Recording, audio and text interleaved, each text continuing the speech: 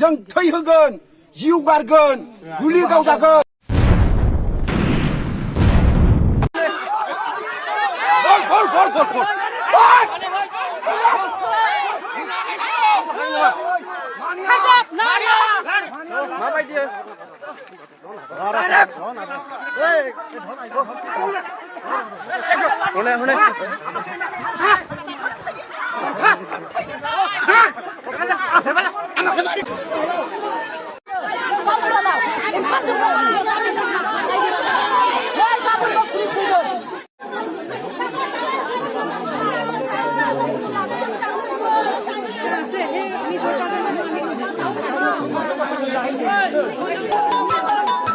जादों माने दा जों खोनानो मोनदों पुलिस प्रटेक्शन फैबायबो जों बहुत गोबावनिफ्राय उन्दुनायबो गैया जानायबो गैया जों दा लामा बेंथा फैदों आरो दा बेयाव खुन्थिया गायनोबो नागिरदों मा हिसाबै खुन्थिया गायनो नागिरदों जों आबै आबौनिफ्रायनो जों बेयावनो थांनानै दङ आबै आबौमोनजोंनो दखल खालामनाय हा बियो राजा आमोलनिफ्रायनो बे जायगानिफ्रायनो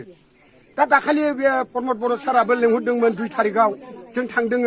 रायलायहैदों प्रमद सारजों प्रमद सारनि खुगायावथ' खोमायाव जों सोनानै फैबाय रायलायनायनि गेजेरजों जों बुंबाय जोंनियाव बे पावार प्लान्टआ जानो मोना होननानै बा जों होहोआ होननानै बिरि क्लियार होननानै बुंनानै फैखाबाय आरो मानो बेबायदि प्रटेक्शन फाथायहरबावगो बियो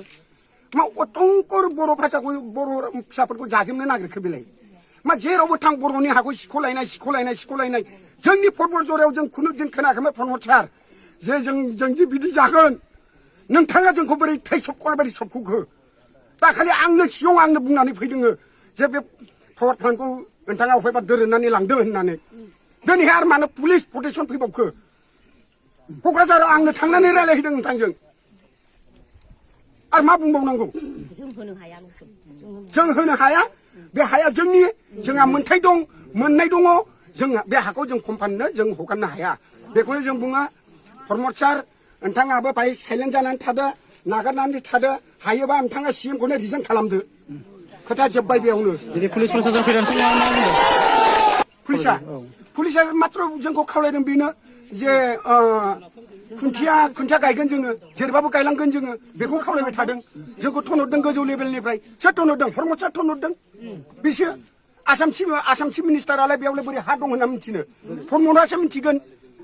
प्रमदनि सेला फेलायासो खोन्थाहरदों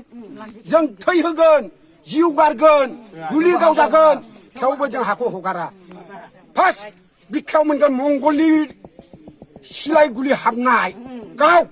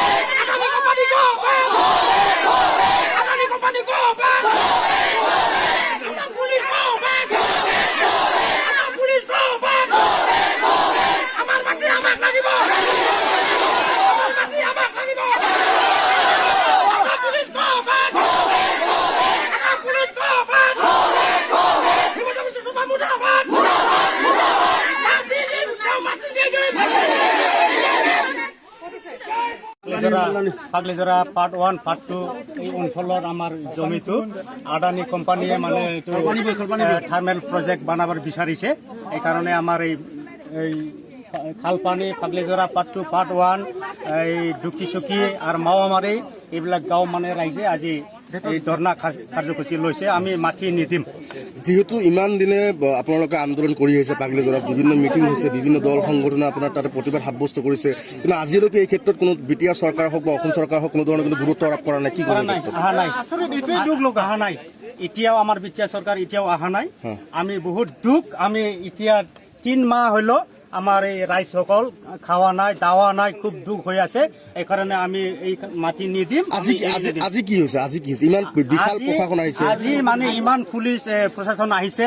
আমি শুনিব পাইছে মানে খুঁটি গাড়িব নাকি ইয়াতে আমি খুঁটি গাড়িব নিদিম আমি ৰাইজ সব একটাই আছে আর কি এই কারণে আমি খুঁটি গাড়িব নিদিম এইটোই আর কি বিভিন্ন সময়ত আপোনালোকে দাবী উত্থাপন কৰিছে যে ষষ্ঠ অনুসূচিত যি আচলতে 6 শিডিউল এৰিয়াত বেলেগ বহিৰাগত মানুহ ইয়াত নাপায় ইয়াত আমাৰ 6 শিডিউল এৰিয়াত আসাম গভর্নমেন্ট ইয়াত আহি মানে নাপায় আর কি দিব নোৱাৰে দাদা আপুনি बे हाखौ जों हगारा बे हाया जोंनिखा आदानि कम्पानि गो बे हाखौ जों हगारा थै होगोन जिउ गारगोन